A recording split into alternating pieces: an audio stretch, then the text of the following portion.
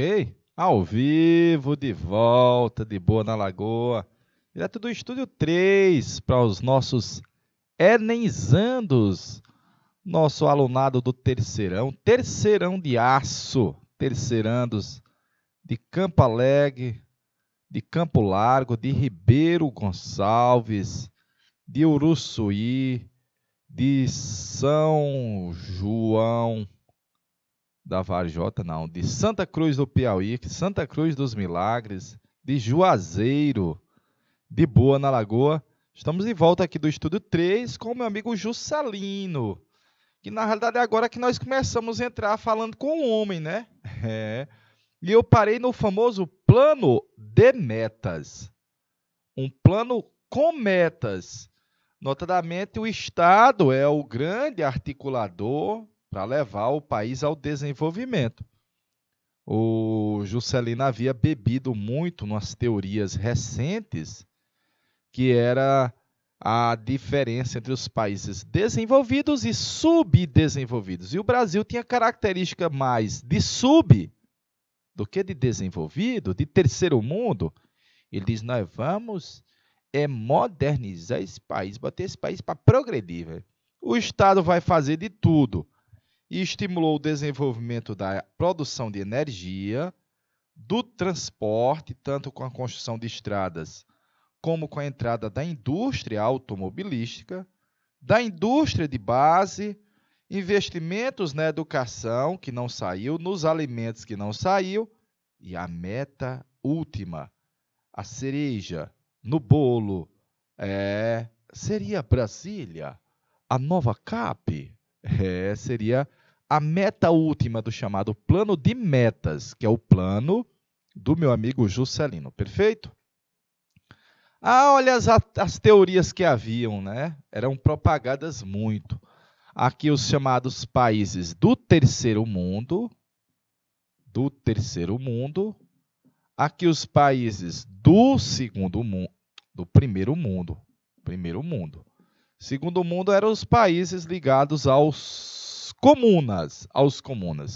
Então, a ideia de um país de primeiro mundo avançado tinha a população predominantemente urbana, fruto de uma revolução industrial, que já tinha uma produção, vamos dizer assim, uma produção industrial que não dependia de outrem, já tinha uma certa independência, contrastando com o que era o Brasil, que era um país ainda arcaico, de economia rural, de economia primária, que nós dependíamos do fornecimento de manufaturados e da exportação de gêneros primários. Notadamente, era ainda um modelo colonial, e a gente quer superar essa fase subdesenvolvida. E o Juscelino disse, nós vamos agora ser um país de primeira. Papai! Para algumas regiões do país que havia, vamos dizer, um atraso na concepção industrial, na concepção urbana, como o Nordeste e a região Norte, o governo criou a Superintendência de Desenvolvimento do Nordeste. A ideia de potencializar o desenvolvimento industrial e econômico do Nordeste. Infelizmente, parte dos recursos que vieram para a Sudene, os coroné pegaram, construíram açudes dentro das suas propriedades, reproduzindo o retrato da fome e da dependência lá do chamado voto de Cabresto. Mas que teve uma ação inicial do governo buscando acelerar uma melhoria nos índices do Nordeste, isso é visível, e integrar a economia do Nordeste de forma mais, vamos dizer assim, mais íntima com a economia do Sudeste. Agora vamos ver como é que o país vai crescer. Eu geralmente digo que há um tripé. Eu vou botar bem aqui um cifrão grande. Papai! Respeite cifrão. Um cifrão grande, que é o dinheiro. De onde é que vem o dinheiro para o crescimento do país na época? Primeiro, o Juscelino disse, nós vamos atrair dinheiro lá de fora.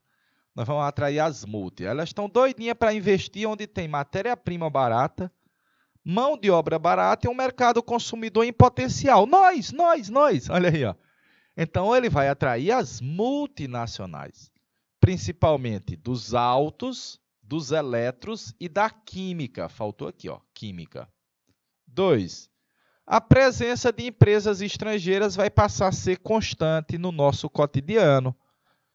Eu estou citando aqui algumas, mas são inenarráveis. E por último, o governo vai pegar dinheiro emprestado, velho. Muito dinheiro emprestado. O nome disso é empréstimos. Tio, mas não vai criar uma dívida externa? Vai. Mas dependendo das áreas de investimento, vale a pena. E o governo pegou e vai investir no setor de transportes, principalmente rodovias. Vai investir na indústria pesada, e na produção de energia, como dizia meu menino. Ó. 2 grandes usinas hidrelétricas novinhas. E era nas Minas, a terra do presidente. Mas não é por causa disso, não. Viu? Era no Rio São Francisco. Furnas e Três Marias, as usinas para fornecer a energia suficiente para o funcionamento do setor fabril que estava a passos largos se desenvolvendo. Então, vai haver incentivo do Estado com tanto a participação, olha aí, ó, quando você tem estatais, é o Estado participando. Notadamente, da mesma forma que pensava o Vargas, na gestão do Juscelino ainda se interpretava que a nossa burguesia não estava consolidada ainda para poder investir grandes montas em alguns setores econômicos, e quem vai fazer esse investimento e participar é o Estado. Então, estou lhe dizendo que tem um tripé. Tem dinheiro que vem da parte lá de fora, tem real que era investido pelo governo, e eu estou lhe dizendo que o Juscelino não esquece a participação do empresariado nacional.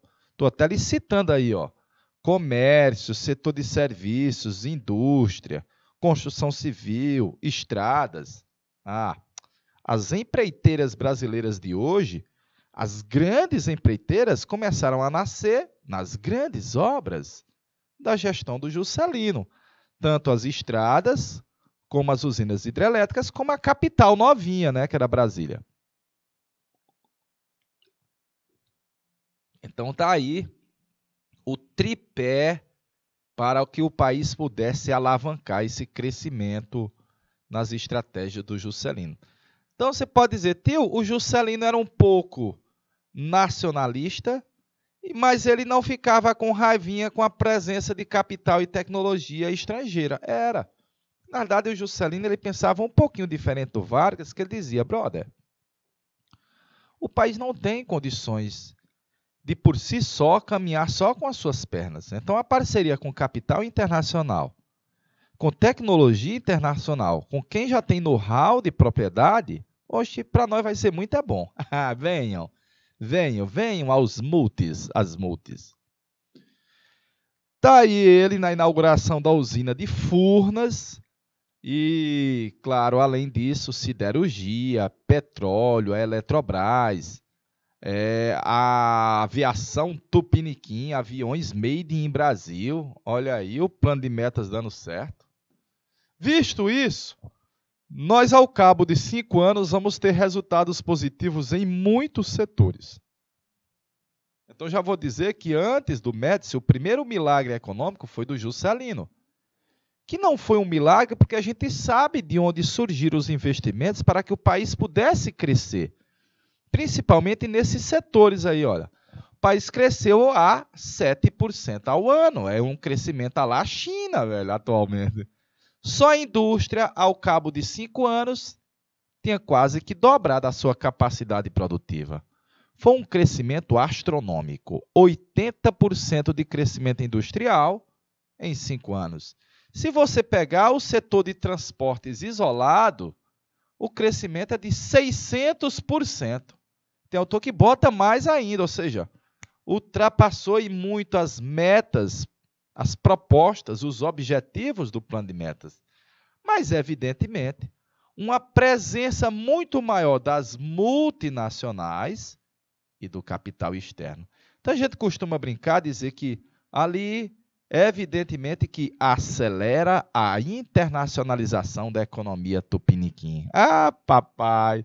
E a produção de bens de consumo durável, como já disse a Érica, olha, TV, rádios, motos, automóveis, geladeira, agora são made in Brasil.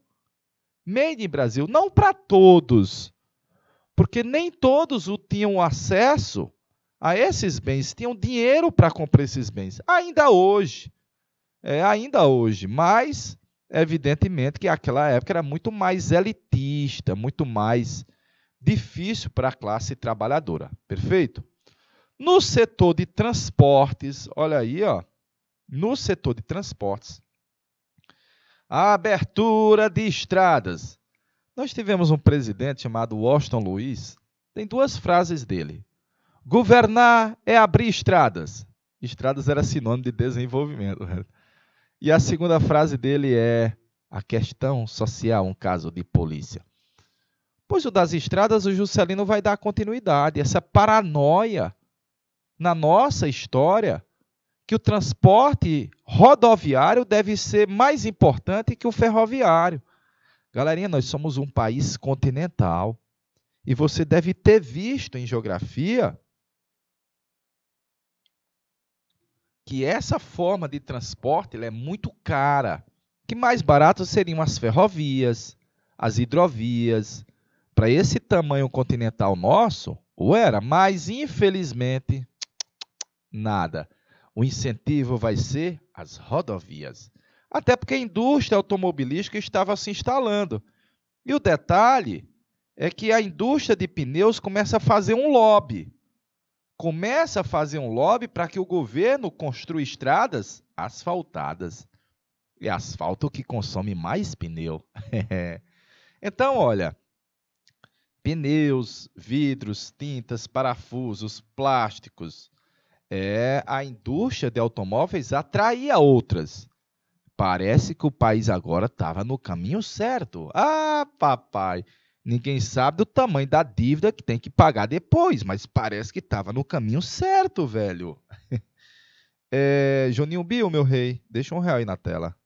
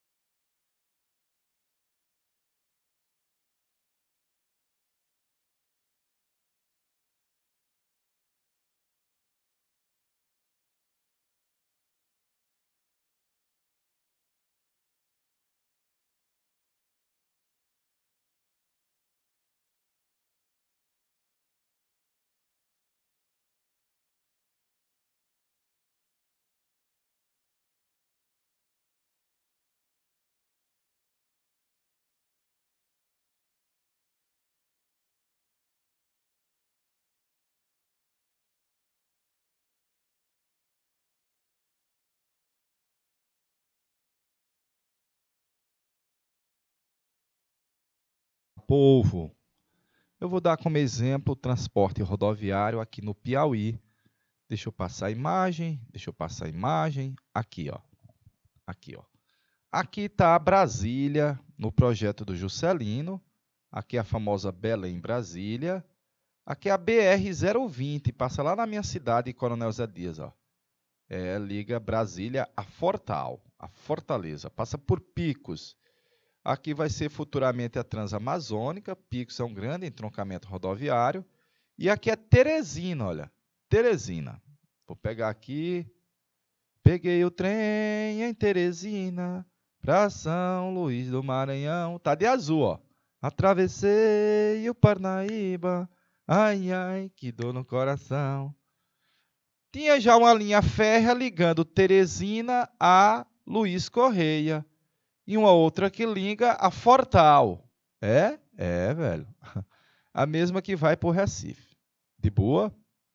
Pois havia um projeto de uma linha férrea, que já tem uma linha férrea ligando Salvador a Petrolina. Deixa eu corrigir que Petrolina não é ali não, viu? Salvador a Petrolina, viu?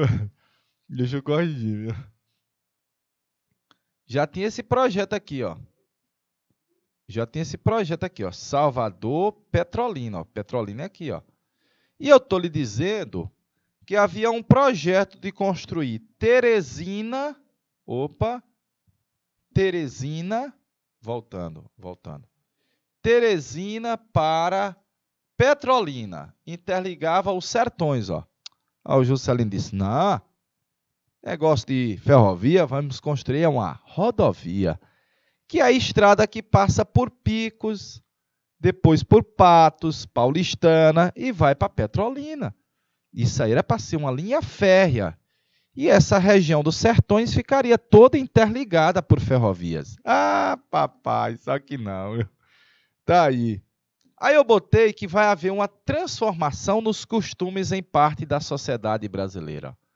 Eu costumo dizer que é uma verdadeira consumolândia. Não havia ainda o paraíso dos supermercados. Eles vão começar a ser criados na década de 50 para frente. Que, na realidade,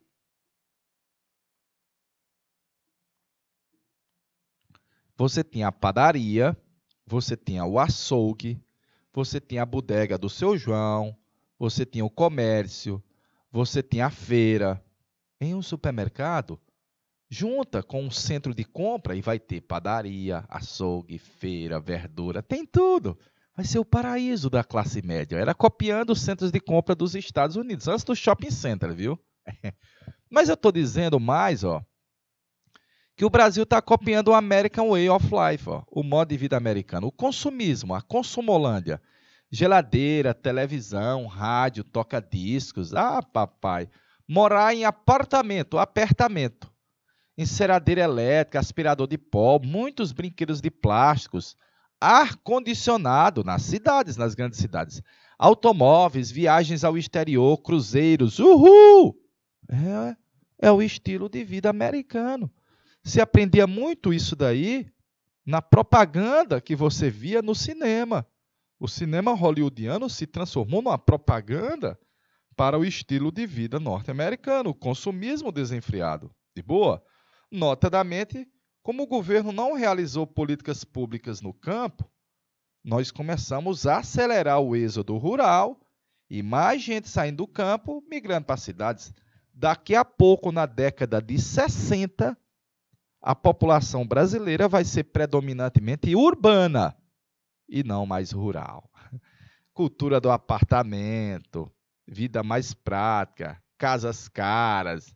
E o governo anunciava que tudo isso que estava em transformação no país era exemplo de modernização, de progresso, que o próprio Estado estava capitaneando isso. O país estava mudando alguns costumes. Era todo mundo? Não. Porque tem muita gente que ainda não viu isso daí, ó. Porque ainda tem parte da sociedade que ainda não experimentou esse conjunto de transformations. Tá aí que isso aqui já foi questão do Enem, ó. Olha, o Zé Povo chega pro Juscelino com a mãozinha. Não, primeiro o projeto dos automóveis. Depois você, tá bom? Ah, papai! E aí mostra um grande automóvel brasileiro com o avião, a integração, o Sudeste, a prosperidade, mas não para todos. Lembre disso daí, não para todos, viu, Uruçuí? Tá aí a Belém-Brasília, deixa eu colocar ela aqui, ó, Belém-Brasília, a BR-020, liga ao Nordeste, até o Sudeste, ao Sul, com o ramal para São Paulo, essa daqui para a região do Acre, o país foi transformado num verdadeiro canteiro de obras. As empreiteiras diziam: Juscelino, I love you. Ah, papai. Olha aí as pontes em Teresina. Eu lembro que eu já mostrei essa imagem da ponte quebrada, quando a gente descreveu um pouquinho do Piauí na República Populista. Vamos construir uma ponte de concreto armado, a ponte Juscelino Kubitschek. Ela é curvinha assim mesmo, ó. Como dizia Oscar Niemeyer, curva, como as curvas das mulheres brasileiras. Concreto armado curvo, moderno, bonita. Ponte Juscelino Kubitschek. E está aí ele inaugurando a fábrica da Mercedes-Benz, e nós vamos ter uma fábrica de caminhões brasileiros, a FENEME. A FENEME, Fábrica Nacional de Motores. Olha ele aí, ó. É um caminhão tupiniquim, lá em Brasília, velho. Nós falamos dessa ponte, Ponte Juscelino Kubitschek. Ele andou em 57 aqui, inaugurando ela, viu? Inaugurou essa, uma antes de Picos e uma depois de Picos, porque era interligando Teresina a Parnaíba numa estrada, numa linha rodoviária. Bacana? Olha o modo de vida americano e olhe que os brasileiros questionavam, dizendo que a Coca-Cola não era brasileira. Ah, papai, a Coca-Cola para só dizer, somos sim, somos fabricados aqui. A embalagem é brasileira, os trabalhadores são brasileiros, o vidro é brasileiro, tudo é brasileiro. Ah, papai, é para ganhar o público, tupiniquim. Olha Brasília! E essa frase nessa Brasília aí vermelha. Nem todos de Brasília são corruptos. De Brasília, entre aspas, viu?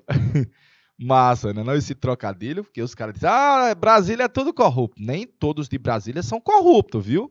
Cuidado! Às vezes o cara é um trabalhador, olha aí, ó.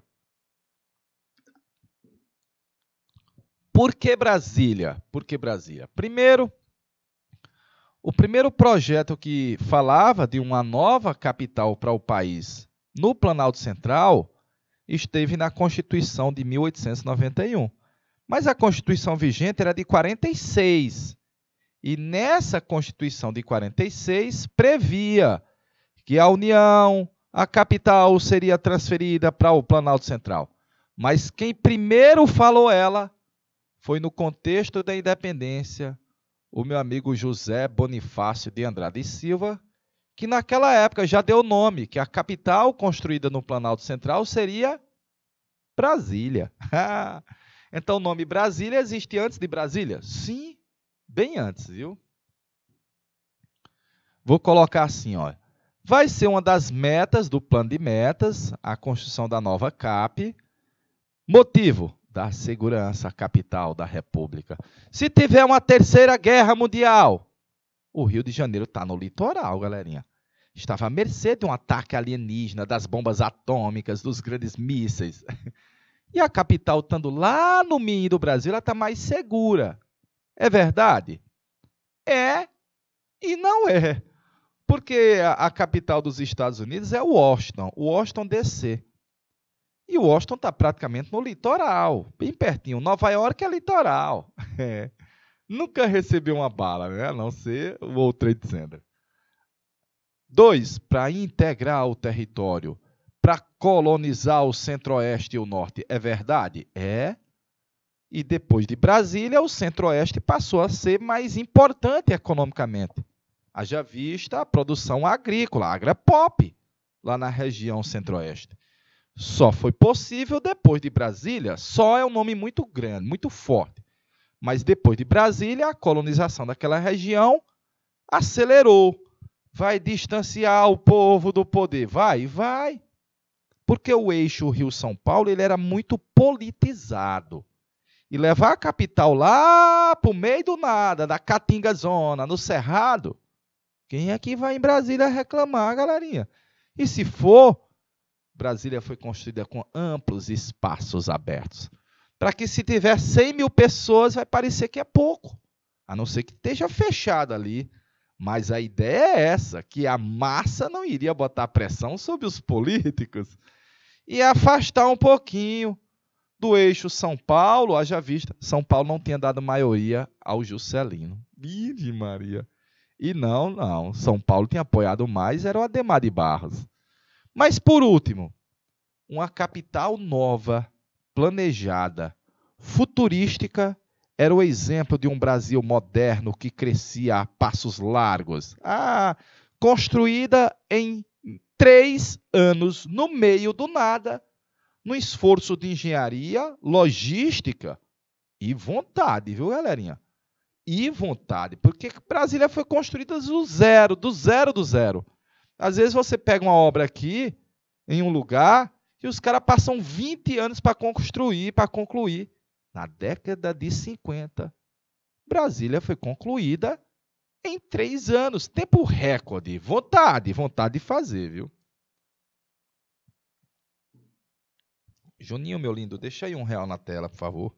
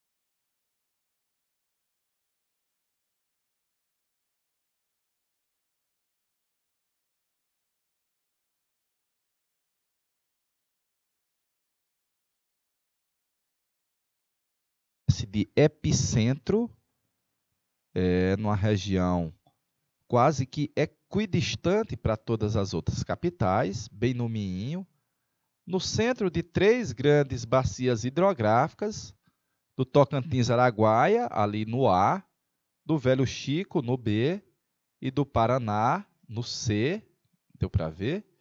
No centro. Apesar disso, o Brasil é muito quente e seca, né? Quem já andou sabe o quanto que Brasília é muito quente e seca. Então, por essa imagem, você percebe meio que uma ideia de integrar o território, né? Daí ele andando na região do Goiás, antes da construção, ele com o Oscar Niemeyer, esse rapaz aqui, o Lúcio Costa, estão mostrando aí os projetos do Palácio do Planalto, muito bonito, concreto, curvo, armado, engenharia, modernidade, futurismo, né? Brasília é exemplo de futurismo. Tá aí os candangos, que são os trabalhadores que foram para a construção civil e eram carinhosamente chamados de candangos, muitos nordestinos, fugindo da seca, da fome. Depois eles vão morar nas chamadas cidades satélites, no Gama, na Ceilândia, nas Disneylândia todas, viu? Tá aí o Oscar Niemeyer, em frente à Catedral de Brasília, não menos imponente do que outras obras e também não menos curva, mais uma vez, concreto, curva, lindo, diz que eram as curvas da mulher brasileira, o Oscar Niemeyer. E aqui está o Congresso Nacional. O Congresso tem 2 torres que se interligam, tem uma grande cuba apontada para o céu, é a Câmara dos Deputados, com 513 deputados, e tem outra cuba menorzinha, que é a Câmara do Senado, são 81 senadores. Claro, você sabe que toda lei tem que ser aprovada primeiro numa casa legislativa e depois na outra casa legislativa. Aqui a esplanada dos ministérios, notadamente, e aqui a famosa Praça dos Três Poderes: Legislativo, Judiciário e o Executivo. Tá bem aqui. Ah, papai! Tá aí Brasília, galerinha. A inauguração aí, ó, dia 21 de abril. Tive essa data, é a data da morte do Tiradentes, que era mineiro, igualzinho o Juscelino Kubitschek, que por acaso vai ser também a data da morte de Tancredo Neves. Já vou lhe dizer que Tancredo Neves também era mineiro. Ah, papai! 3 datas relativas aos mineiros. Deu para ver, ó? Deu para ver? Tio, por que que tinha esse formato semi-esférico? Curvo, melhor dizendo, né? As cubas do Planalto. Vixe, Fernandinho, eu nunca pesquisei exatamente sobre isso. Juninho, meu lindo, vê aí por que é que as cubas do Planalto são na forma de cuba, viu, mano? Pesquisa aí para nós, por favor. E aí, os trabalhadores, todo mundo sorrindo. No dia seguinte foram expulsos. No dia seguinte foram convidados a se retirar. No dia seguinte foram para a cidade satélite. Eita peleja, viu? Mas no início foi show. Uhul!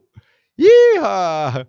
E tá aí a cidade de Brasília à noite, essa ali é a esplanada dos ministérios com a Praça dos Três Poderes. É uma cidade muito boa de trânsito, praticamente é o trânsito mais, vamos dizer assim, mais educado que a gente tem no país, que é a cidade de Brasília. Vou passar a imagem. Lá ao fundo, o Lago Paranoá. Massa, Brasília, massa. Vamos para a tarefinha de casa. Olha, tem uma tarefinha de casa, galerinha. Tem uma tarefinha de casa.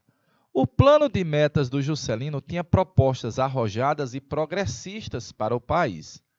Exponha 2 dessas propostas. Expor 2, vamos deixar 4 linhas. Brasília foi resultado de um trabalho revolucionário e intenso, conseguindo uma nova capital para a República, planejada, moderna e com uma arquitetura que voltava-se para o futuro. Voltava-se para o futuro. Quais as principais transformações no país com o Distrito Federal ter sido deslocado para o Planalto Central? Questão boa, viu, velho? Essa questão era para ter numa prova escrita, viu? Pode-se afirmar, meus pimpolhos de Uruçuí, que as medidas econômicas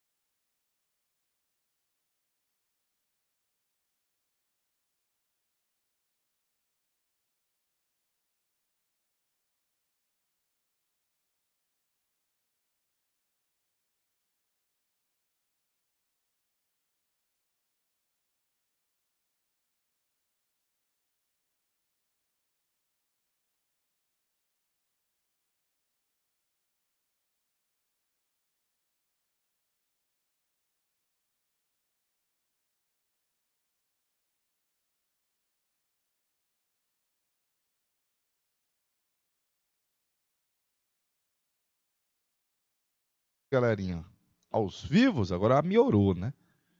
O áudio agora deu 100%. Vamos lá, vamos ver a questãozinha, né? A construção da nova CAP deu-se em 57 a 60, mobilizou uma grande quantidade de recursos, é verdade. Para viabilizar, foi criada a nova CAP, tendo a direção de Israel Pinheiro. Ao longo da construção de Brasília, duas pessoas foram fundamentais, uma por idealizar os prédios da capital, e a outra por idealizar o projeto urbanístico da cidade. Os prédios foi o meu amigo Oscar Niemeyer e o projeto urbanístico da cidade, com aquelas ruas, as avenidas, as estradas, foi do Lúcio Costa. O Oscar Niemeyer e o Lúcio Costa. Esse Oscar Niemeyer é aquele cara que era meio comum, né? É ele mesmo, viu? É ele mesmo, viu? Ganhou muito real. Vou para a próxima. Desde a independência, existiam debates a respeito da transferência da capital, mas que não se transformaram em medidas efetivas.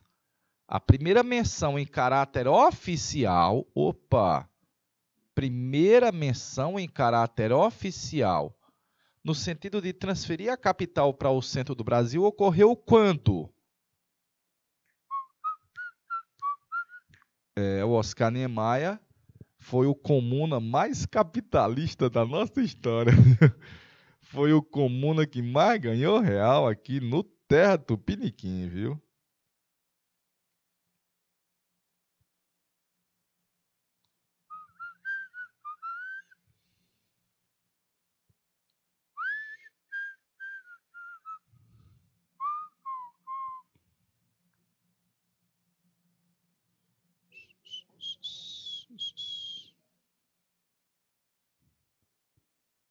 E aí, gatinho? Beleza, pai. Só o Mi. Uruguaiana é perto de tua terra? É. Bem pertinho, né? Os portos são Porto Xavier, São Borja e Uruguaiana.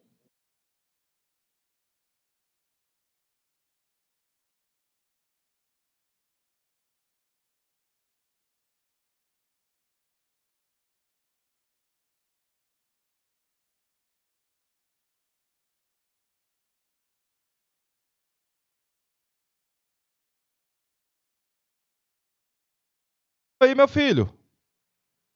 Ao vivo? Aos vivos? Aos vivos? Olha, galerinha, essa daqui é pegadinha, ó. A primeira menção oficial foi na Constituição de 91. A primeira menção oficial foi na Carta de 91. Eu vou acelerar, viu? Vou acelerar. O plano de JK, chamado Plano de Metas, tinha 31 objetivos em 5 áreas estratégicas. Entre as áreas estratégicas, assinale a incorreta. Eita, galerinha. Aí tem uma que está incorreta. De boa. Aí tem uma que está incorreta. Aí tem uma que está incorreta.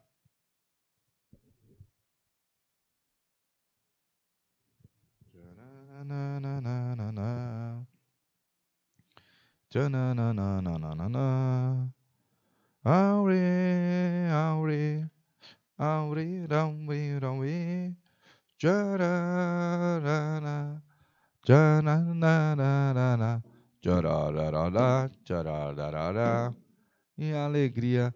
Já vou dizer que lá, na época do Dutra, o plano chamava SAUTE. Saúde, alimentação, transporte e energia. Ah, papai! Mas no do Juscelino não tinha plano de saúde. Era sem plano de saúde, viu? O do JK não tinha. Aí lembrar que tanto a alimentação quanto a educação ficaram em stand-by, mesmo estando inscrito, mas o crescimento nessas duas áreas foi muito pífio, foi muito limitado. Mas letra D de danado. Para a gente ir para os anos dourados, olha aí, olha, já tem Marilyn Monroe, Mr. President, já tem os carros rabo de peixe, tem o biquíni, tem a vitrola, os loucos anos dourados. Se os Estados Unidos teve os loucos anos 20, o Brasil é a década de 50. Ah, papai! Olha aí, ó. O país parece que se reinventava. É uma euforia tupiniquim. Com um presidente jovial, bonito, sorridente, que empolgava, que vai construir uma capita nova. Era um Brasil que dava certo. Finalmente, a pátria de chuteiras terá o seu caneco. Literalmente, olha.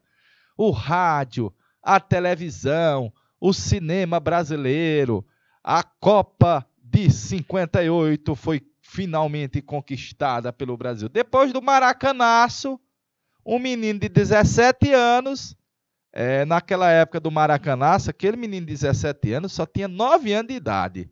O nome dele era Edson Arantes do Nascimento, o Rei Pelé. A taça do mundo é nossa, com brasileiro não há quem possa. É verdade, velho. Parece que nem podia, ninguém podia com nós, olha. A Maria Esther Bueno foi trocentas vezes nos grandes torneios, Roland Garros, Grand Slam e etc. O João do Pulo foi bi nas Olimpíadas, no atletismo. Ah, papai! E o Eder Joffre foi um monstro no boxe antes do Muhammad Ali. Carnaval, brincadeiras, uhul! Ei, tio, mas não estava proibido o cassino e o jogo do bicho? Tava, mas mesmo assim tinha, na ilegalidade. Uhul! O país vivia assim um período de euforia. Carros, lambretas, o rock and roll chegava.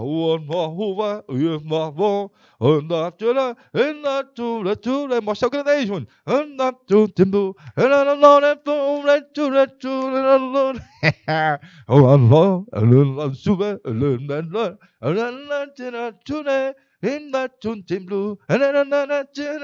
As meninas ficavam doidas. Elvis, ai papai, Elvis Presley. E o meu amigo James Dean, com aquela brilhantina na cabeça, as camisas rasgando de apertadas, calças apertadas, porte físico. Pense num caba galã que as meninas, lindo, gostoso, no cinema. Fazia a cabeça. E os jovens brasileiros queriam imitá-lo num carro esportivo a 180 por hora, ou numa lambreta. Era a juventude rebelde, a juventude transviada, eram os rebeldes sem causas do rock. E isso fez a cabeça tupiniquim também, ó. Olha aí chegando Louis Armstrong. Windows through, Wilson Brew. O Juscelino recebendo aí monstros da música nacional e internacional. Tá aí com Dorival Caymmi, o Pixinguinha lá atrás. Monstros, galerinha, monstros. Olha a lambreta, velho. Nós voltamos a ter de novo. Voltou de novo a lambreta. A scooter, né? A lambreta é uma scooter, né? É uma motoca. E agora com inovação, que é uma motoca elétrica. Não precisa gastar gasolina, não. Só gasta energia da tomada. Tem delas? Tem. Tá aí a Brigitte Bardot. Fez muita cabeça dos jovens na década de 50 e 60. Essa atriz hollywoodiana, com esse olhar sexy. As meninas queriam copiar ela e os meninos queriam copiar ele. James Dean. Jovens, rebeldes, sem causas. Tinha isso no Brasil demais. Igualmente, esse cara aí, olha.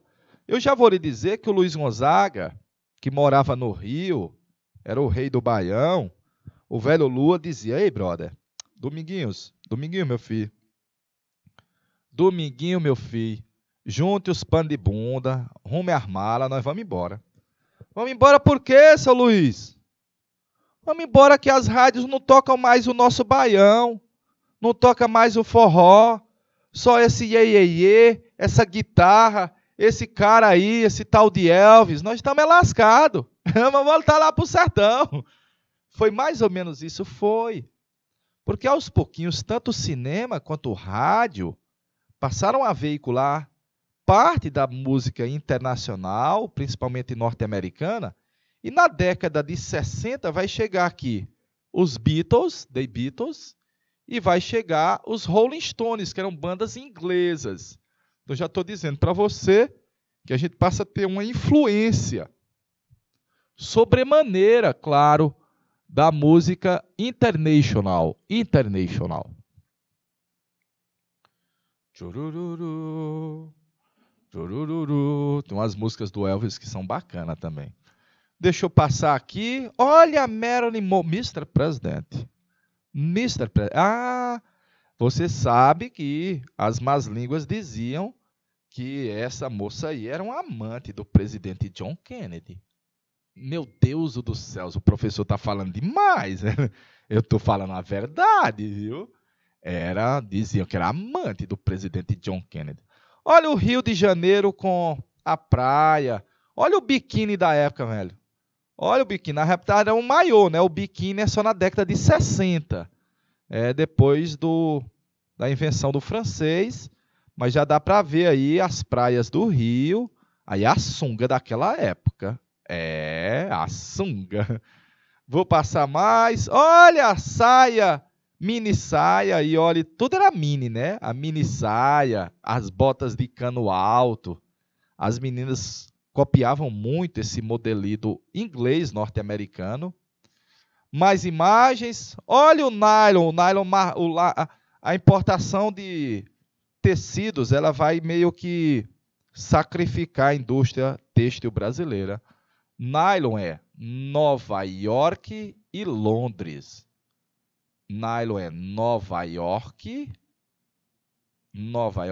e Londres, que na realidade é um tecido sintético, meio que derivado do petróleo, de plástico. E eles passaram a ser vendidos no Brasil a preços mais módicos. Notadamente, por exemplo, a nossa fábrica de fiação em tecidos aqui de Teresina, nós não vamos ter como concorrer com eles, infelizmente, né? Infelizmente. De boa? Vou passar a imagem. Olha o João do Pulo. Tem um polímero. Obrigado pelo complemento, que o professor é burro, viu? O João do Pulo, nessa imagem linda aí de 56, 52 e 56. Essa imagem fabulosa aí, olha.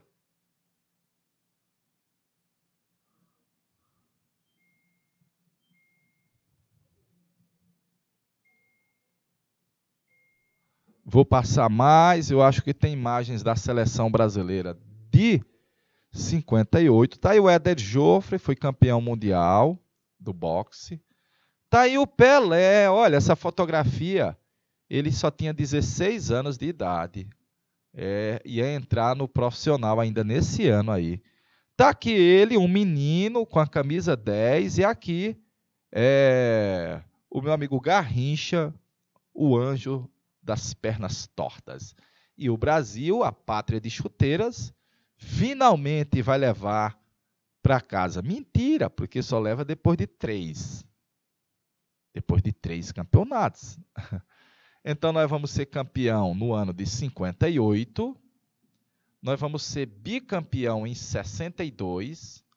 Nós vamos ser tri no México em 70. Aí vamos passar um pedacinho em 94 com o Romário e Bebeto. Em 2002 com o Ronaldo e o Rivaldo. E vamos torcer para que 2022, já faz 20 anos, né? Já tá bom da gente ganhar de novo, né? Já tá bom de novo, né? E 2022, quem sabe lá no Catar, a gente cate e traga de volta a taça Jules Rimet. Tá aí o Pelé na comemoração com o Didi, monstro. Tá aí o Brasil vencendo a final do ano de 58.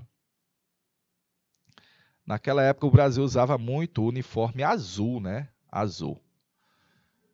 Deixa eu ver se tem a foto da seleção. Aqui é o Zagallo, olha. Aqui é o Zagallo, que foi campeão como jogador e foi depois campeão como técnico, né? Na Copa do ano de 94, o técnico do Brasil era o Zagallo. Vou passar mais imagens.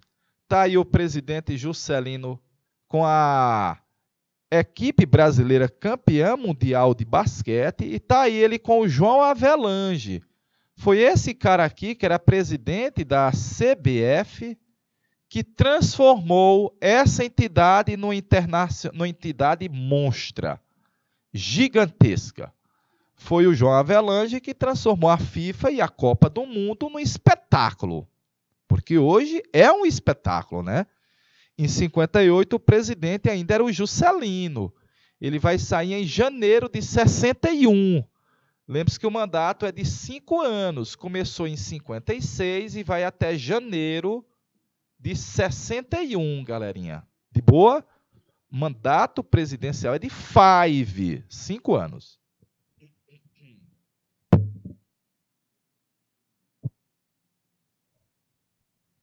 Vou passar. A Marta Rocha foi quase Miss Universo. Foi quase. Faltou 2 polegadas para essa moça aí receber a coroa mais importante de Miss Universo. Mas eu vou lhe dizer que a partir daí começa uma tradição de brasileiras disputando o Miss Universo.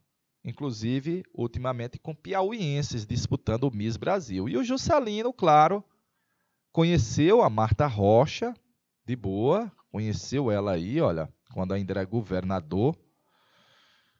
Tchan, tchan, tchan, deixa eu ver mais ainda. Tá aí o Juscelino na Time, aparecendo aí como o homem do Brasil da década de 50, do ano de 56. Coloca o índio, coloca o desenvolvimento, coloca o crescimento das cidades nessa imagem, perfeito? E a Bossa Nova nasceu nesse cenário. João Gilberto, Tom Jobim, Vinícius de Moraes, deixa eu botar, ó, Vinícius de Moraes. Vinícius de Moraes, tinha ido morar nos Estados Unidos, era uma espécie de diplomata brasileiro lá, e voltou, vamos dizer assim, ludibriado com o jazz, pegou um banquinho, misturou o jazz com o samba tupiniquim, uma voz melodiosa, uma letra bonita, falando das coisas de Copacabana, do Leblon e de Ipanema. Olha que coisa mais linda, mais cheia de graça, essa menina que vem, que passa ao som. E você sabe que o nosso presidente vai ser o presidente Bossa Nova, mas ele gostava mesmo era de valsa. Ele gostava de valsa, de uma noitada com uísque. Não para ficar bêbado, mas ele gostava de valsa, dançar. E como eu lhe disse, ele era de Diamantina. Portanto, ele gostava de diamantes. Eita, rapaz. Olha aí. Chega de saudade. Do João Gilberto, que é a Bossa Nova. Tá aí o João Gilberto e o Tom Jobim tocando aí em Ipanema, no Rio de Janeiro. Daí o presidente recebendo o presidente dos Estados Unidos, Eisenhower. Vou acelerar. Depois ele fez uma visita aos Estados Unidos, já não mais presidente, mas visitou o xará dele. É o JK verdadeiro, tupiniquim. É o JK falso. Ah, papai, tem um F no meio, no deles, viu? É o John Kennedy, John Frederick Kennedy, e o Juscelino Kubitschek de Oliveira. Made in Brasil, galerinha. Made in Brasil. Aí o meu amigo Fidel Castro visitou o Brasil em 59. Lembrar que em 59 ele não era comuna. E ele está dizendo assim: ei, Juscelino, somos amigos, estamos ligados, estamos juntos, viu? E o JK disse: estou contigo, brother. Ah, papai! Mais ou menos esse cenário? Sim. Essa é a gestão do meu amigo Juscelino. Mas eu vou lhe dizer uma curiosidade. Ele não conseguiu fazer o sucessor. E o sucessor dele vai ser a tentativa de fazer o Henrique Teixeira Lott, mas ele não tem sucesso. De boa?